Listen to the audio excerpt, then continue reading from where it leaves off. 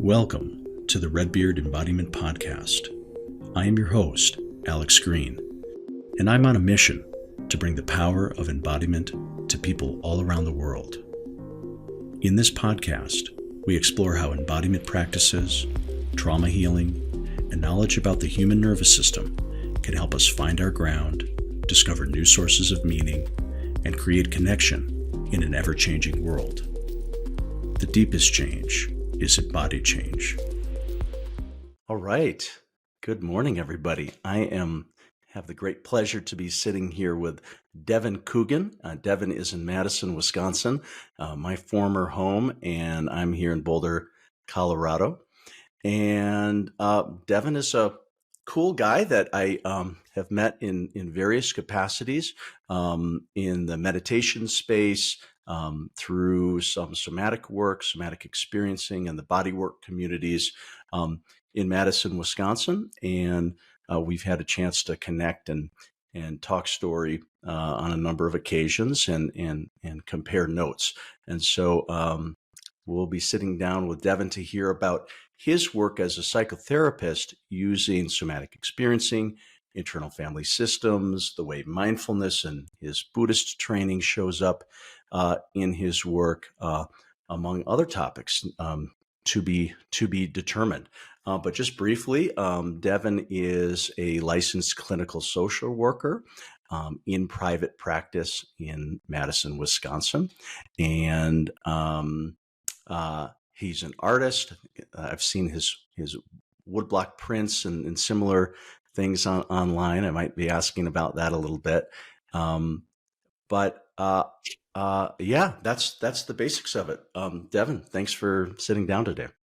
Thanks for having me, Alex. And I should say, by way of gratitude to start, that Alex, you've had a big impact in Madison. You're the one who brought the first somatic experiencing training here that I ended up going to, and I think about that. It's like along with Jenny Hayes. Yeah, Jenny Hayes. Right. We came back from, we did the training in St. Paul, and and I think we finished around 2017, and then a year went by and we thought, geez, this is good, but it'd be nice to have more colleagues.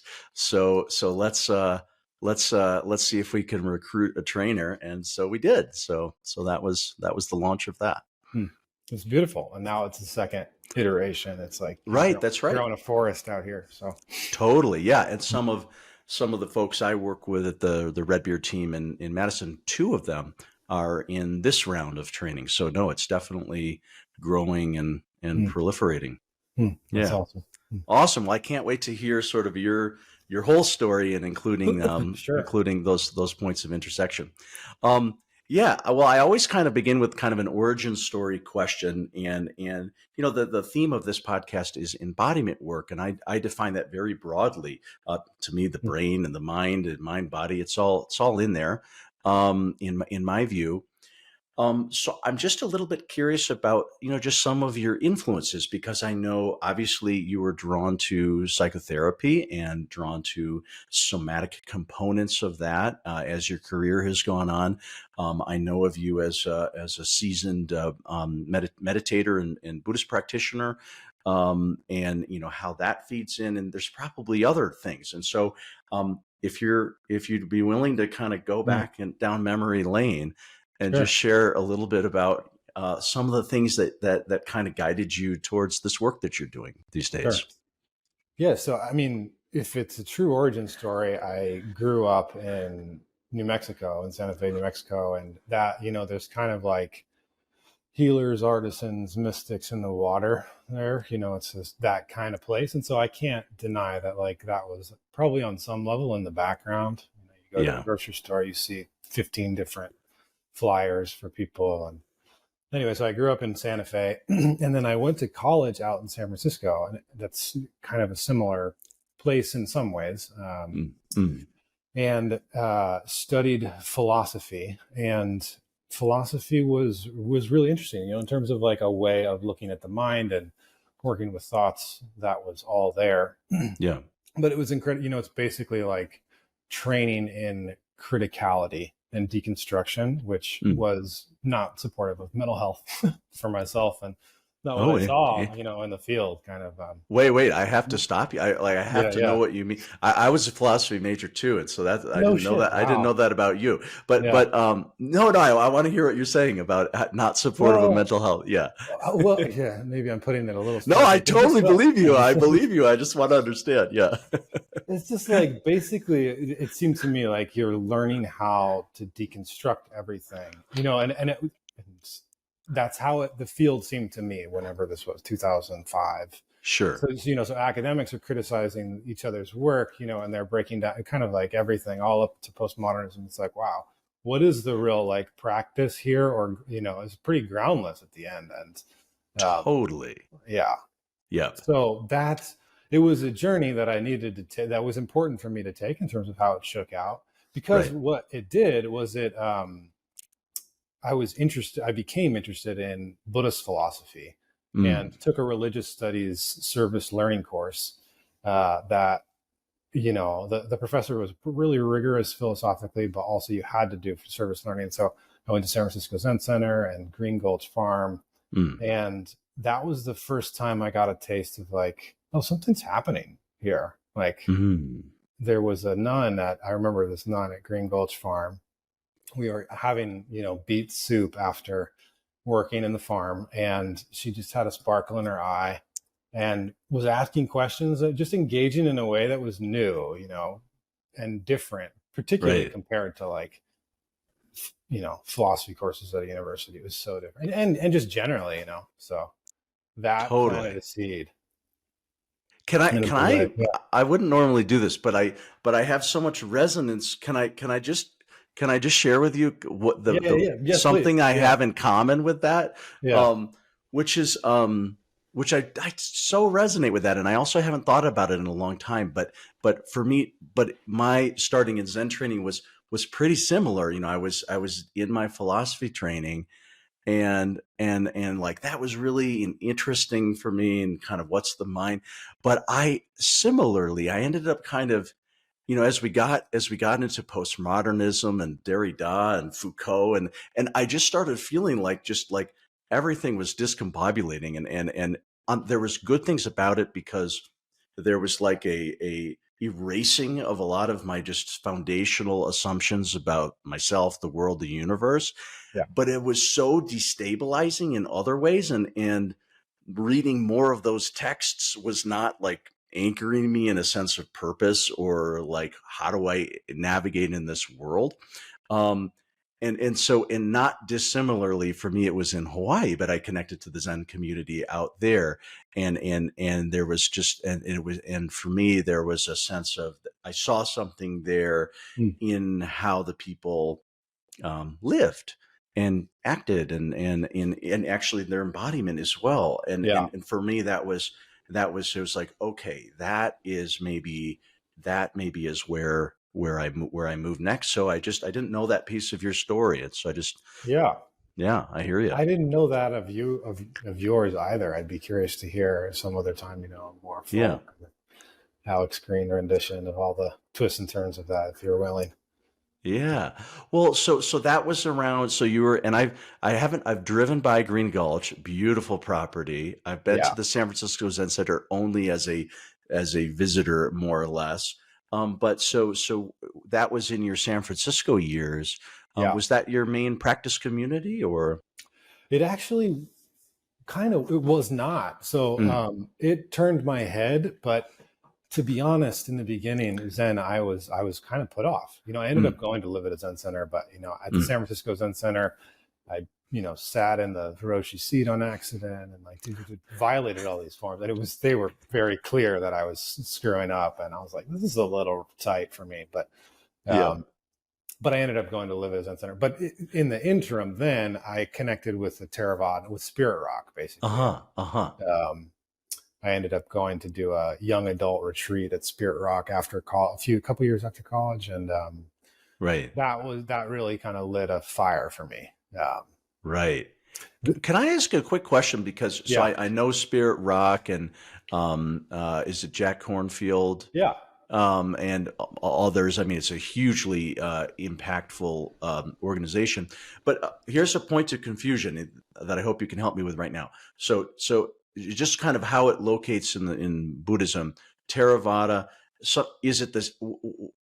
There's three terms that I'm not sure if they're the same or not.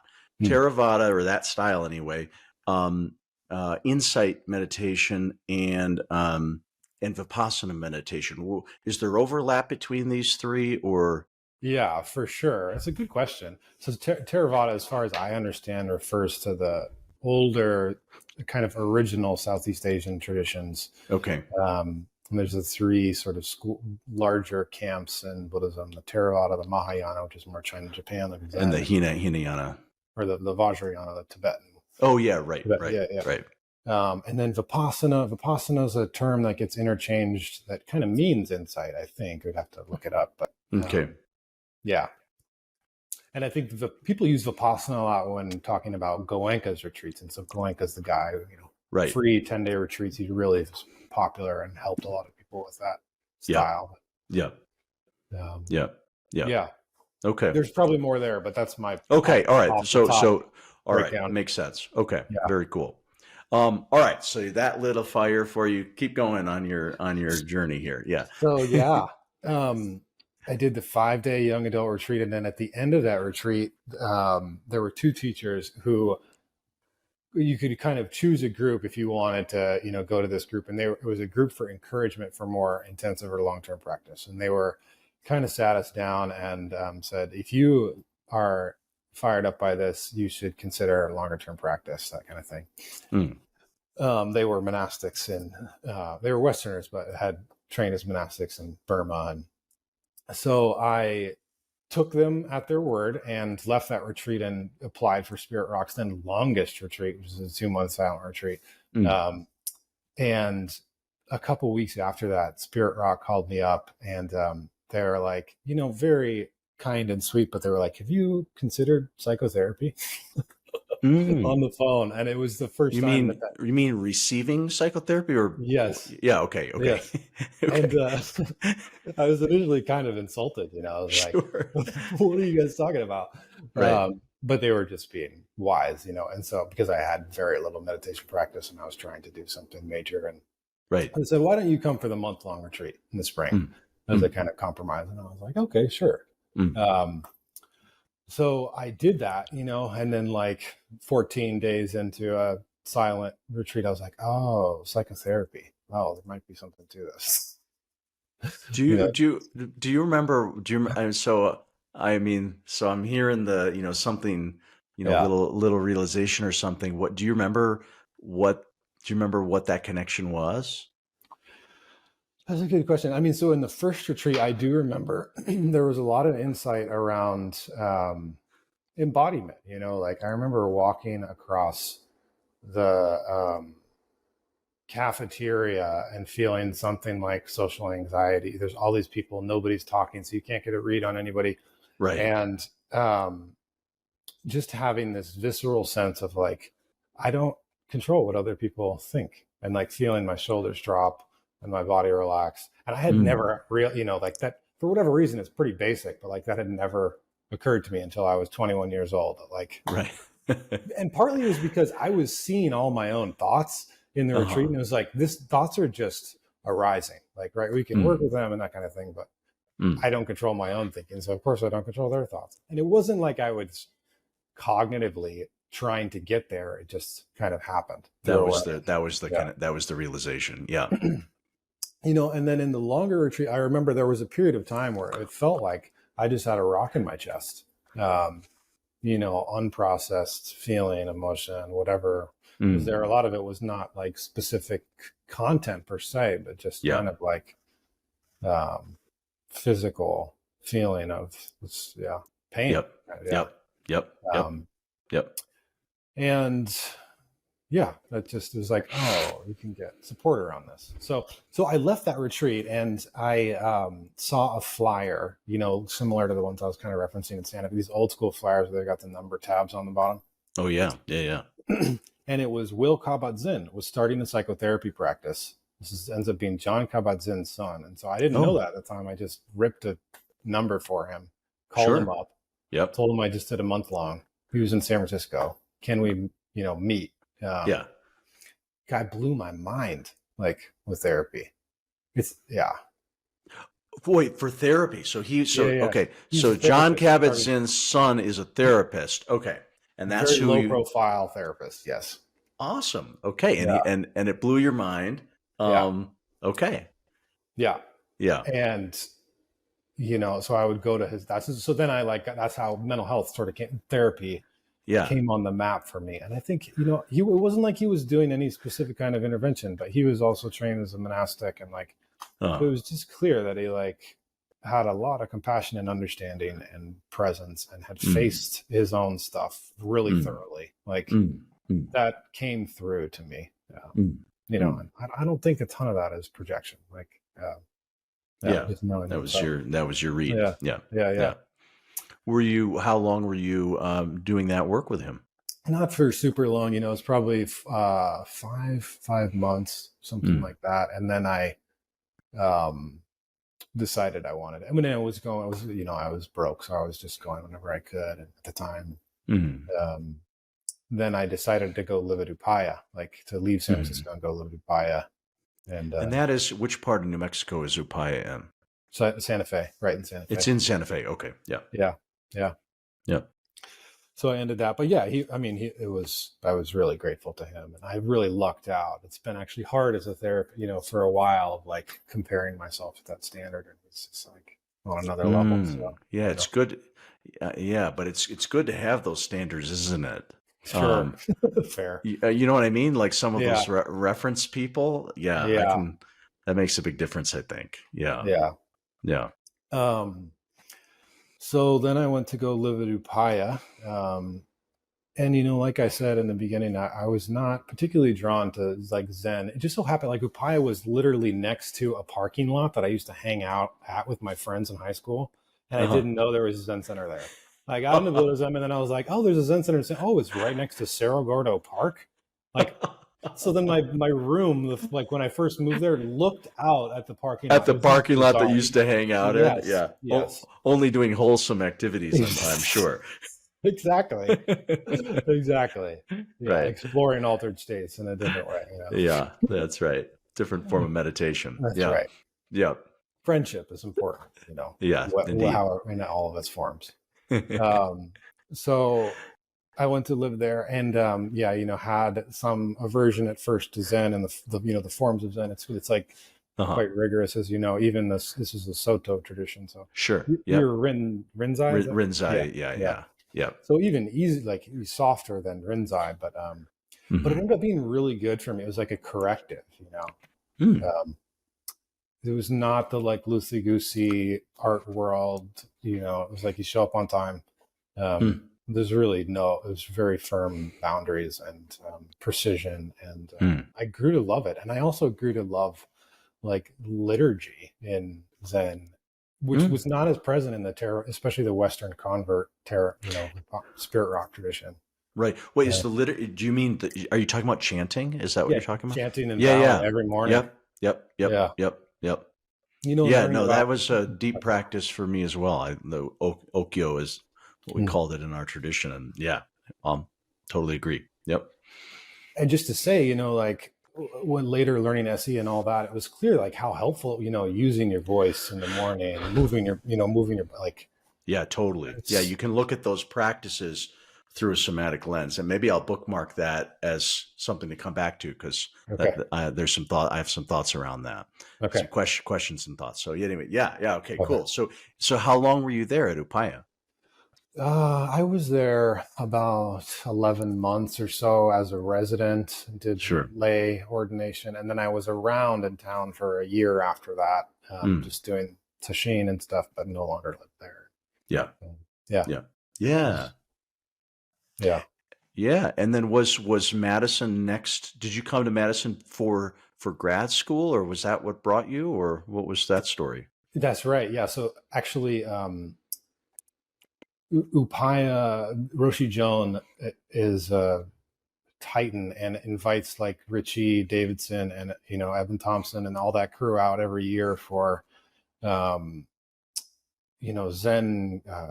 contemplative neuroscience, Mm, colloquium, like kind of a retreat. And sure. and then I met them, and, Richie's like a really amazing guy. I mean, obviously, but also as you just get a sense of his presence, like when you're Oh, there. yeah.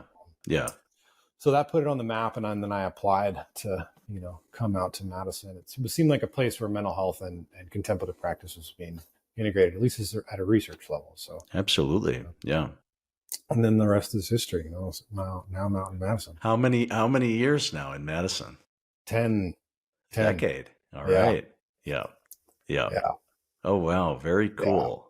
It's wild. Very cool. Yeah. Yeah. So I wonder if you could, in a minute we'll get to SE and IFS and some of the things we have some common background in, but even just in your, so I'm hearing the major influence of the meditation, Yeah. and this, kind of pivotal exposure to psychotherapy in very meaningful, impactful way for you. What was, I don't know exactly what the right question to ask is, but I guess I'm just curious about, like, in your, at a certain point you became clear you wanted to pursue that as a profession. What gave you that clarity? So Yeah. that was going, a good avocation. Yeah. Excuse me. Honestly, it was like, excuse me. I was thinking about graduate school, and I remember this moment. I was on a late night drive. I was coming back from Colorado down to New Mexico, and I was considering like shifting towards like figuring out an environmental focus. Like, where do my skills line up with what the world needs, and what I want to offer professionally? How do I make this work? Kind of. Right. And I just felt at the time like, it's like, and this is the Buddhist influence for sure, but like the problems in the world are being generated by our mind. Like, it seems like the mind is really the primary location where this is stemming from. Sure. How exactly psychotherapy fits into that now, I'm not sure, but it was like the point of curiosity was clear of like, Right. Yeah. I mean, I should say how psychotherapy fits into the resolution of problems. Well, I guess we could talk about that, but yeah. So that was the connection. Yeah. And it was just like thinking at night, late while driving, and it kind of started to flow from there. And I had the positive experience with Will, and then practices of working with the mind through Buddhism and secular. It's like, so I was really curious. Yeah. Yeah. Awesome. Well, so leaping forward in time to 10 years, I guess, till today, because I think, you've been working for different organizations. You started a private practice this year. Tell us a little bit about the theme of your practice. Who do you work with psychotherapy? We'll talk about the modalities and stuff, but how do you broadcast your services? Who do you, who's the right person to come find their way to you? Yeah. Well, I mean, I work with adults. I'm not trained to work with children. So adults, kind of general mental health, and I don't have it. It's not that specific. There's some primary mental health, there's some substance use. And I have some training in both of those. And people who are interested in the modalities, sometimes that's like a stronger fit, but not, it also can be quite open. Somebody you think, it just really depends on meeting the person, getting to know each other. And frankly, I wish I had a better advertisement piece, but. Well, I mean, what I'm hearing is, I guess I'll just speak for myself personally. There's all this advice, for practice around, in the coaching world and therapy. There's all this stuff around creating a niche and this and that, and it's probably good advice. But speaking for myself personally, I've really sort of resisted that impulse. I think some of it is just my personality, but I guess I'm too interested in the broadness of human experience, and on the one hand, that includes figuring something out. Sometimes that includes overcoming grief and suffering. Sometimes that includes, deepening the connection, regulation in the nervous system, or feeling more aliveness. I sometimes think there's overcoming negative states is sort of one theme, but then there's also sort of like growth and living into something, Totally. more alive as another theme. Yes. So I don't know if you resonate with that at all. Absolutely. But it's sounding to me like, yeah, you don't want to reduce the lens of what you're working with. Yes, 100%. Yeah. Okay. Thank you for putting it into words. That's exactly what I'm talking about. I've thought a lot about that. It's good. It's good. Well, on your Psychology Today profile, you sort of list your things, and you use the term person-centered therapy, which I've seen a lot. But what does that mean? Just for anyone listening who maybe doesn't understand what that's connoting. What's meant by that? Well, person-centered therapy, I think it first started with Carl Rogers. He was a humanistic person-centered therapist, and one of his major contributions was that unconditional positive regard, and kind of like following a thread, more of an open stance and less of a directive, protocolized. Not that that's excluded, but yeah. And so it's a recognition that people are interpersonally oriented, and it's helpful to share and express with another person there, to be a compassionate presence, witness, support, coach, various roles. Yeah. I see. Yeah. Relationship as exactly. Primary. Yep.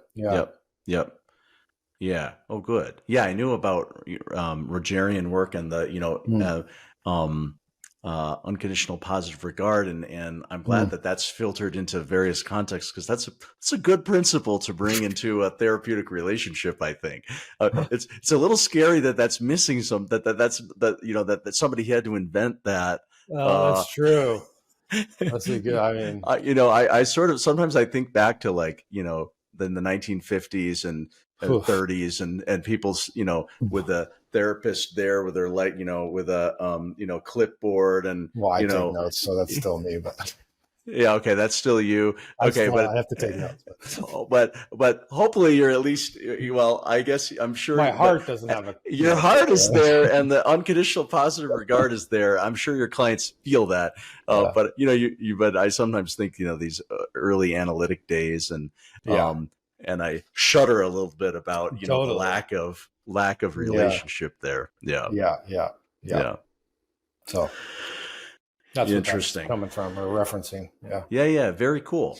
Well, can you, so I know of at least somatic experiencing and internal family systems, probably mindfulness principles, probably other stuff too. I know you have a background with the MDR and et cetera.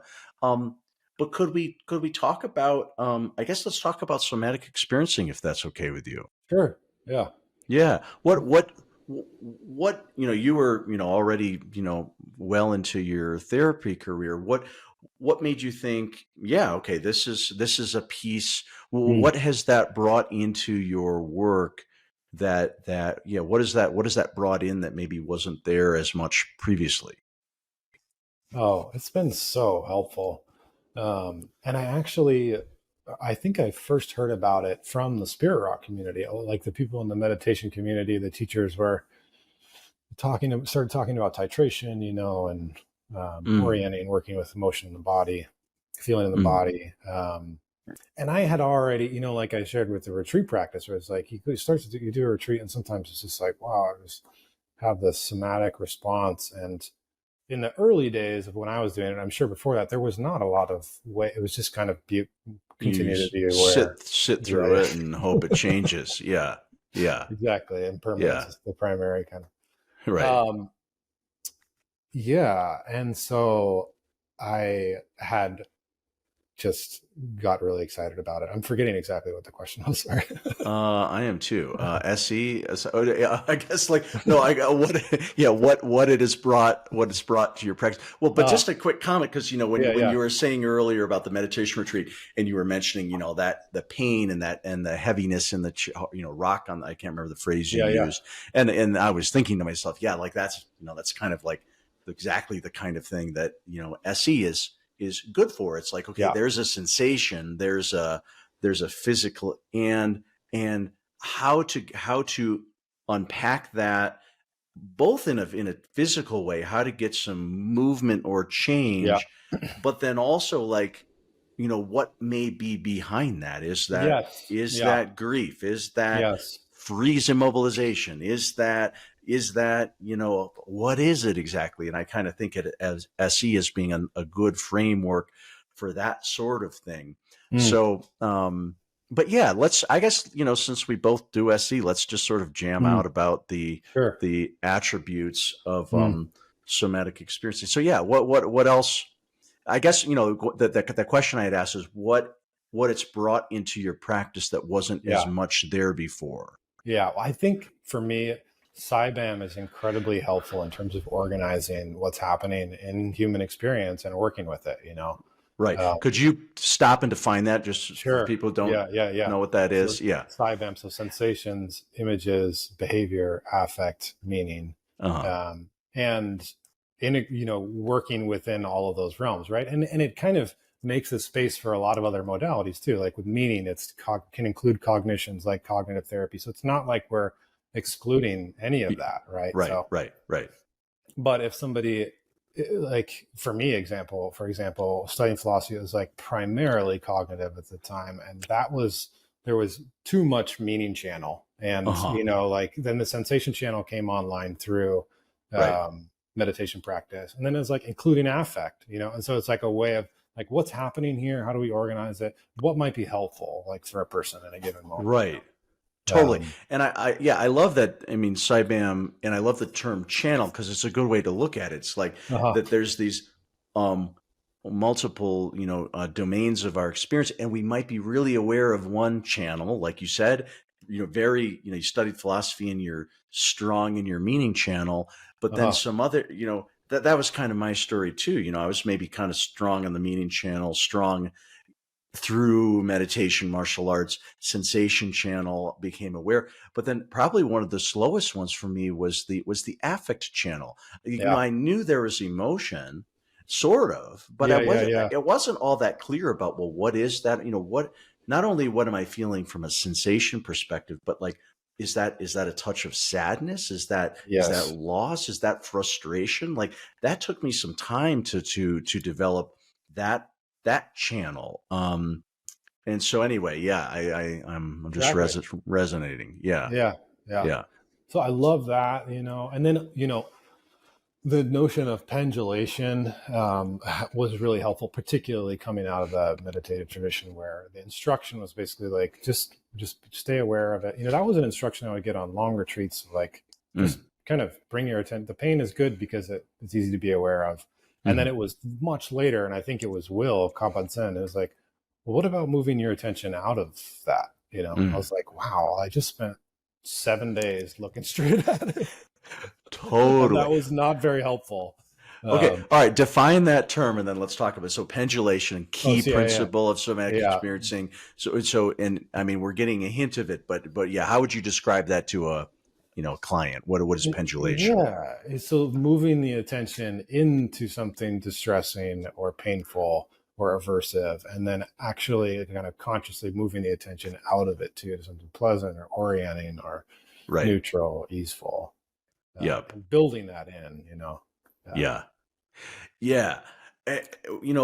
and to me, I mean, pendulation, key idea. And to me, it sort of works on two levels. There's like, on the mind side, there's a lot of, there's the, so-called negativity bias. It's easier to pay attention to threats and pains. And so, many of us at least are, easy to pay attention to the bad. And so there's this value in what else is there to notice? And so, which, is a bit of a mental shift. Like, Mhm. like when we in SC, we ask client, we start, if we're going to ask about sensation. I don't know about you, but the way I was trained is like, hey, and what are you noticing in your body that feels grounded, that feels pleasant, that feels safe? As a starting point. Now, I'm also Yeah. curious. I'm also curious about what feels not so good, but it's sort of like how to carry the both and. But Yes. another piece of pendulation that I've come to, and I've only started to appreciate it as I've gone longer into practicing SE, is, in my view, pendulating between things like, where you're directing your attention to sensation. Now you're organically going into some orientation. There's an invitation of movement. There might be breath. But even by pendulating between different modes, stillness, movement, breathfulness, quieter breath, internal awareness, external awareness. My view, or what I've come to understand, is that by introducing this shifting around, then there's somehow that creates movement in the overall system. It's like the Oh, that's overall right. Yeah. autonomic system can start to flow because there's not Yeah. this fixedness in Yeah. one domain. I You're don't know right. if that matches your experience. It's just occurring to me in a new way as you describe it that way, of how it's kind of like also a contradiction is maybe too strong of a word, but like a shift out of a kind of freeze pattern in and of itself, of like, how do we Right. get things flowing? Let's actually like move Right. a little bit, Yep. building that in. Yeah. Yeah. Yeah.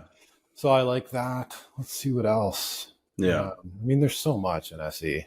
Yeah. Um, Yeah. I'm trying to think what other major SE The thing. red and the blue is really Oh similar. yeah, absolutely. Yeah. Similar, red being vortex and counter vortex, Yes. or activation and resource. Yes. When you're with new clients and you're kind of bringing them into the SE vocabulary, how do you explain red and blue? I just use red and blue, and I'll describe like if somebody is having an experience, because sometimes it can feel, it's such a good concept for describing how when you try to feel like, let's say with loving kindness practice and meditation, right? You're Right. trying to connect to a feeling of warmth, and what comes up is like irritation, agitation, this, even things like hatred, and it's like, what it's like, and then people feel like something's wrong with me. It's like, no, this is what happens. If Right. you go into blue and some red comes up, like Right. blue and then red and then blue and then red, and Right. you're doing it just right. It's just how our system works, is that Yep. brings up the counterpoint. Yep. In a way. And then the converse can be maybe, that you're right. It's like you go in, you start with the blue, or, let's say you go ask some sort of resourcing question, like, Exactly. what's one of the, best loving relationships that you can remember, that's kind of like a common attachment oriented. Yes. And then they remember that, but then the flip side of it, the pain of not getting that in some other Yes. domain, or not getting enough of that, comes right to the surface as well. Exactly. And so that's kind of the red and the blue showing up. And then, to me, I'm always interested in the opposite way, which, again, with the negativity bias, especially like, let's say we're working on some kind of trauma, something happened and it was scary and there was definitely some bad things. And so now part of in SE, we're hearing that story, but we're slowing it down, and we're listening. But part of our role is, in any story, often there's just these little bullet points where there's even a little bit of blue. Somebody said something. Somebody was there, and somehow pausing and noticing the blue, even in these very painful situations, oftentimes is a very pivotal. Can create a big shift in Totally. the processing. Yeah. Yeah. Yeah. Absolutely. Mm. Do you have a way you describe it to folks? Like, probably, I don't know. I think I would use it like, you mean blue and red specifically? I'd be very simplistic. I would just say, I think of blue as is the more things like pleasure or expansiveness, things that we want more of, sensations or feelings that feel good. And red sort of refers more to activation or stress, or quote unquote negative sensations, or that would be how I language it. Yeah, I think lovely. something like that. Yeah. Yeah. No, super cool. What else about SE? Do you one thing that I'm interested with therapists is, because, I come into this work as a body worker first, and with touch training, and SE has a touch component. Doesn't mean it's, some people do a lot of that, some people less. I'm curious for you as a therapist, how was the touch element of SE training for you? Is that part of your style, or how do you hold that? Yeah. Yeah, that's a great question. So I just finished the last module. They teach in SE, they teach touch and advanced 2, which is the last of all of the 3-year training. And I liked it a lot, and I haven't included it in therapy yet, and I'm not sure how I'll do that. I know people who are doing it. I do include self-touch, the soothing touch out of the mindful self-compassion, a hand on the back of the hand, or a hand on the forearm, or a hand on the heart. Just having people feel like, what that's like, even hand on the cheek. I think that can be super helpful. I include that a lot. Yeah. Nice. Nice. It would be interesting to and I'll have to take some time to think about how to include it, and when, and maybe pick your brain about it. But well, it's interesting because people sort of consult with me sometimes, about that. And the funny thing is that I still do body work, and I do touch therapy, and I the tracking the nervous system, and the all of that is always there when I'm doing any sort of touch work. But when I'm doing SE, it's very rare that I use touch in it, for whatever reason. Like you, I lean on self-touch a lot, just like you said, noticing where does it feel good, even the own person's contact, and what I saw a lot of in the SE training is where the therapist would, not only lying down table work, but seated work, sometimes the therapist offers touch that might feel support. And I can see the place for that. But it just is not, it has never been my style. It's easier. I don't know. So that's the irony, is I'm a body worker, but I use very little touch, when I do SE. So, yeah. What else about SE is cool, or unique? There's there's sort of the discharge component, right? Sometimes when we're working with what were you thinking about that? Well, just somebody the other day I used that word in session, and they were like, discharge. And I'm like, yeah, it's a jargon word, but they were making fun of me for it. Anyway. Totally. Well, we're full of jargon words. It's hard to know. Now I don't even know what's jargon anymore. So that's why I was laughing, because I just used that. Anyway, go ahead. Well, I don't know. Well, so, there's that piece of it. And in discharge, I guess, would refer to, it could be anything from emoting, but it can include trembling, the yawning that we see, these sort of embodied responses is a key thing in SE, because even though we might be looking at something emotional or, a traumatic memory, part of our main interest is, can we get a shift and a change at the level of the physiology? And sometimes those kinds of discharges is a big piece of it. And I'm guessing that's, I'm not as familiar with EMDR, but I'm assuming that's shows up there in a maybe not a dissimilar way. But what's your thought about that sort of that releasing side? Or, if you don't want to use discharge, you tell me what word to use instead of discharge. Well, I don't have a better word. I'm in the same boat, and I actually I appreciated it being named as something, because Uh-huh. it takes the self-consciousness or shame or fear out of it, of like, whoa, my temperature is changing. It's like, oh, good. Like, this is something called Right. discharge, of like your system is processing, like, Right. These working signs that yeah, something valuable is happening. yeah, Or taking, stomach gurgling, all those kinds of things. exactly. Yeah. Even shaking, like with, TRE or something like that. Oh, it's an energy Right. discharging. It's something that we so commonly inhibit, and like, oh, it's not supposed to happen. Yeah. Um, Yeah. so it feels like a thumbs up to an experience that's really important to affirm. Yeah, I think that's right. That idea of it.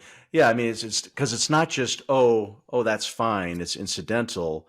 It's it's more than that. It's thumbs up. Mhm. It's great. It's highlighting and affirming that's, and I'll often say, when we get into that mode, it's like, we can set the conversation down. The conversation Yeah, becomes secondary.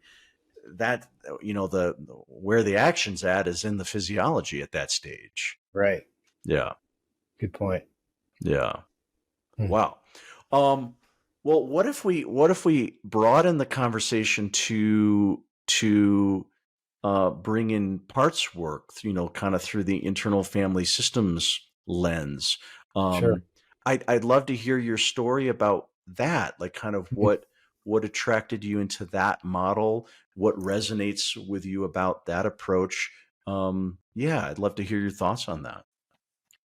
Yeah. It started to just kind of show up more on the map, people mentioning it. I had a therapist friend, Andrew Archer, who was going out to see Dick Schwartz and talking about it. And then I heard that I read Internal Family System second edition. It's a very boring title, but it's an excellent book. Hmm. Um, and was just really, really impressed. And then heard that he was also including like I love that it's non-pathologizing and views the human person as basically good.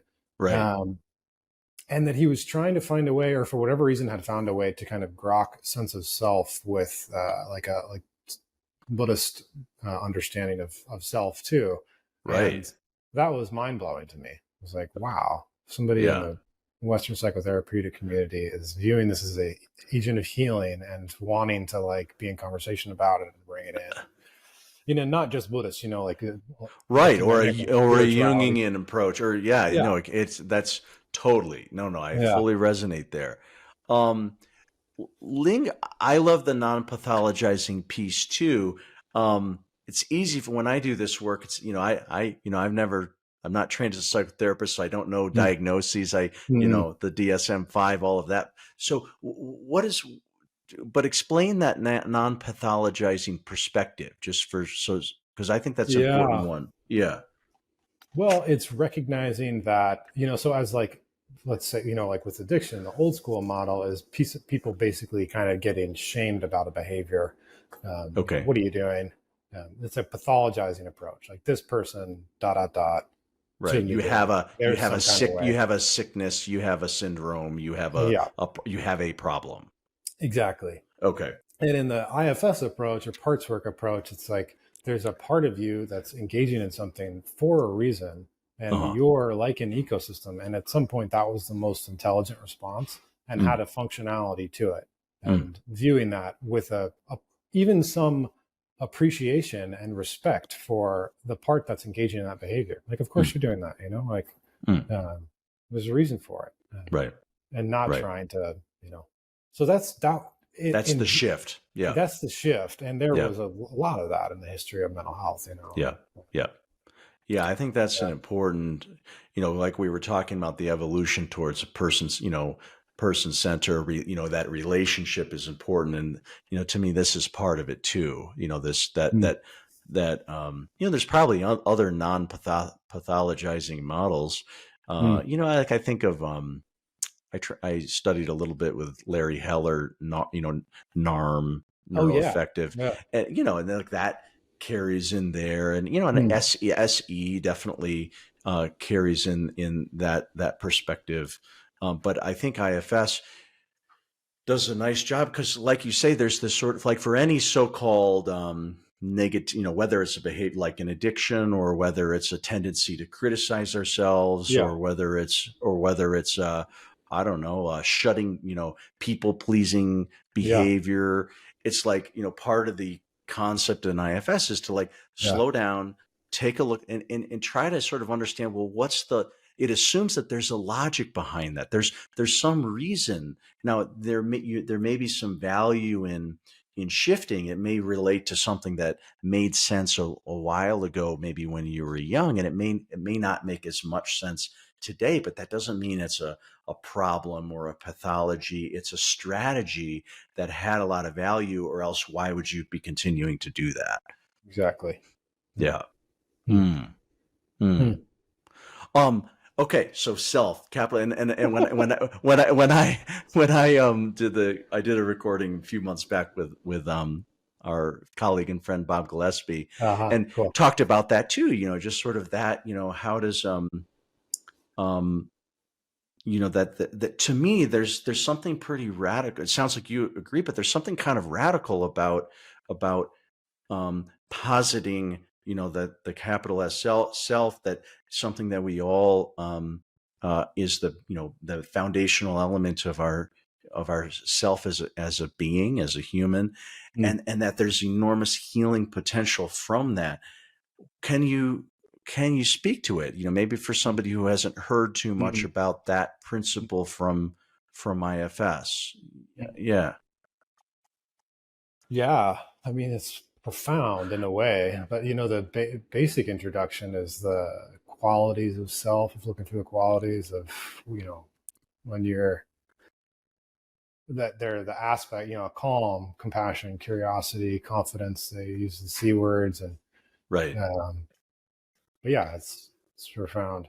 But basically, it's I guess I should say too, I'm not like formally trained in IFS, so I sort of talk about it in my own way, and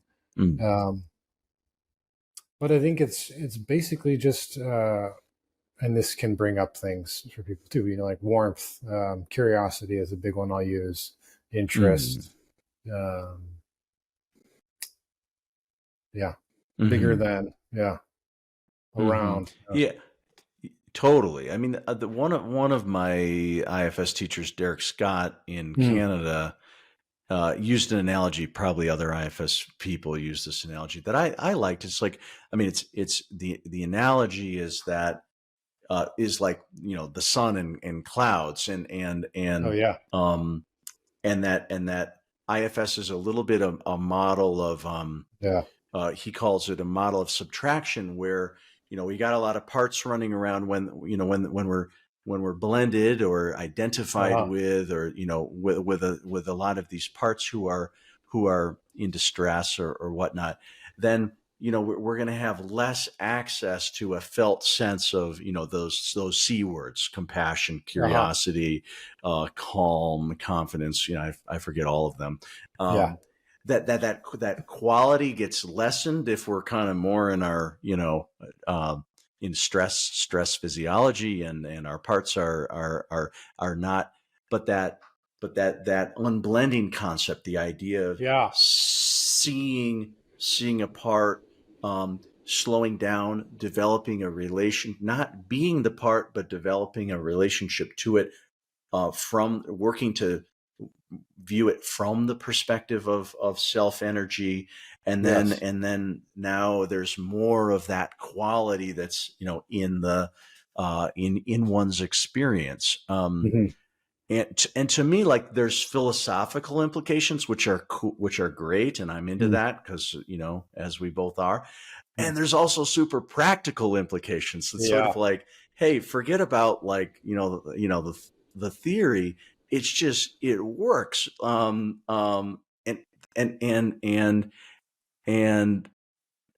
to me, it's such a transformative, but also a self-empowering, and also like a loving way to work with the things that are challenging in ourselves. Exactly. So, yeah. Well said. Thank you. Yeah. What, Yeah, it's funny because that's capital S self, and I know Carl Jung used that term, and it may be a somewhat similar way. And then Mm, in Buddhism, often at least in Zen, and often talk about no self, and mm. I think a lot of it is semantics. Personally, I mean, there's Yeah, probably yeah, some yeah, important philosophical distinctions, sort of, yeah, yeah. but it's also kind of more semantic. Like, Right. what's your how do you kind of, as a, I don't know if you identify as Buddhist, but you certainly have Yeah, a lot of yeah, Buddhist meditation background. How do you connect that to self from an IFS perspective? yeah. Well, I always resonated more like Jack Kornfield put it, like, is it no self or true self? Like, Uh huh. what's helping a person to understand something more profound about who they are? I'm not somebody who's like Mm, realized in the Buddhist sense, or I've had direct experience of what's mm, beyond, but I think mm, about it that way, and in the later traditions of like Tathagata Garba, like Buddha nature, that like you're not, and it's it becomes a mess of words when you get to that level. But the like you're mm, describing, even at a in a pragmatic day-to-day way of like, or in cognitive, like the releasing of cognitive fusion, of like some space, like warmth, like these are elements of it, right? Actually, mm, Mingyur Rinpoche's got a great way of talking about experiencing the moon as like experiencing self. Of like, uh, you can hear about it. You can also like read about it and become familiar with it. You can see a reflection of it. mm, You can see a mm, sliver of it, and then you can like, of course, see the entire moon. And there's all these different ways of like getting in contact with self. mm, mm. Um, yeah, Yeah, I think I like that as an analogy, the one you just gave, and to me, I think it applies well in that practical journey of IFS, because I actually really like, some people say self. Derek Scott he really leans into the term self energy more than self, uh-huh. and the reason I like that is because it kind of conveys this idea of, it's a continuum. It's not just like an on-off switch, like you're you're blended with a part, or Yes, exactly. you're one with the entire universe. Right, That exactly. it's not such a jump like that necessarily. It's there's um, that self energy is present, and it shows up in ways, and sometimes in familiar ways, with a slowing down and pausing, and suddenly now there's more self-compassion, or there's more Yes, exactly. awareness or insight, and there's body states so it's quite so that's sort of like one, a level of it, and Yeah, and and then there may be deeper levels of it, is even in the therapeutic context, or certainly in retreat, if yeah, yeah, there can certainly be kind of a deepening and expanding as to what is that. but yeah, but I, but I'm a believer in this idea that we don't need to be super black and white about it. yeah. I don't know, And just maybe I'm even being too heady about it, because basically what it's just like, are you feeling your own self, and is it characterized by empathy and warmth and yeah, yeah, yeah. spaciousness? Yeah. Yeah, well, and there's that, what's called, I forget, one of my teachers, that diagnostic question Uh-huh. in IFS, the diagnostic question of, and how are you feeling towards that part? Yes, exactly. It's like a test Totally. uh, of, how much self energy is there, because if you're feeling pissed off at that part, that Right. might be totally valid, but that's a pissed off part. Yeah. It's not really imbued with Yes. a ton of Yes. self energy yet. Hmm. Um, so Yes, and what I like about that too is it sort of takes it. I was kind of talking about things in the extraordinary way, and that makes it uh-huh. just very ordinary and plain. Of like, how are you feeling towards your experience? Like, it's very Right. straightforward, um, Yep. and it's important to kind of work there. Yeah, Right. yeah, Exactly. Um, Super great. Well, this is a slight curveball. I mentioned at the beginning, but I don't know very much about your artistic background, but I'm curious about it. sure. Has that been a lifelong thing? And and does it connect to any of the things we've talked about, or what's, Ah, yeah. yeah. I mean, it actually has been a lifelong thing, and more or less since being a kid, again, like growing up in Santa Fe, it's around, and there were some Yeah. important mentors for that and an important community around it. Excuse me. And what would I say? How does it fit in? Well, it certainly fits in on the level of expression and developing a relationship with inner criticism and inhibition and how that functions in image making and beauty. And that's the way I think about self too, is like how it shows up in art with resonance, So for me, it was like, there was a period of time leading up to, while living in San Francisco, my experience of some of the art community there was critical, and it just started to become like tight, and it's like I didn't want to do it, I was like pretty judgmental, and then it shifted to I guess I made kind of a conscious shift of like, what does pattern formation look like, and how, like, what does it look like to have a relationship with my own mind where I'm tabling inhibiting processes and just letting something unfold, like in my own art practice. And that was really a major shift for me. Like, how do I be more free in this, and what's grounded, and trusting that like things will show up. So many people, you talk to them and it's like, well, I can't make art. I don't make art. I'm not good at drawing, or I'm not good at, and it's like, it's really, it's a block. I'm one of those people. Yeah. That's my story. You can make a practice out of that. Yeah. If you want. Okay. All right. Yeah. I'll get some tips on that. Yeah. So it's been really helpful for me. And in so many ways. Yeah. And I think, is it different medium? Like I know I've seen prints. I think I might have seen sculpture or ceramic. What are you drawn to a multiple kinds of expressions, or? Yeah, I do some prints. I do some, I grew up drawing and painting, and I like to incorporate the two, do mixed media stuff.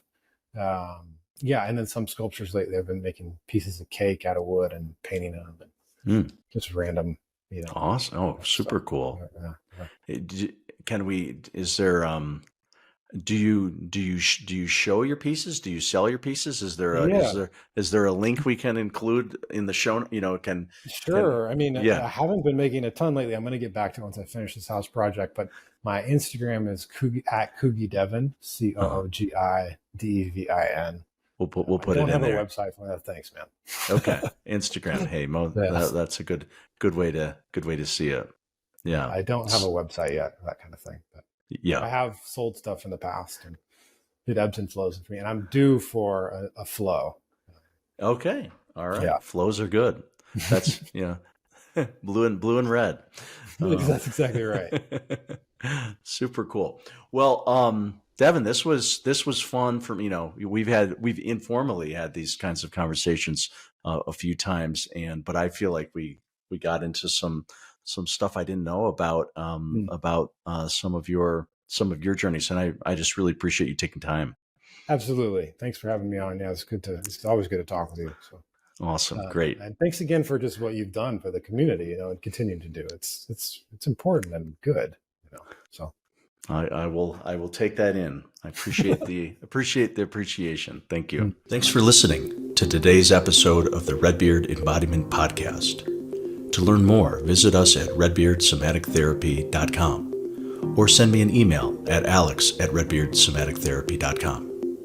If today's conversation resonated with you, help spread the word by subscribing and sharing with others. Hope to see you next time.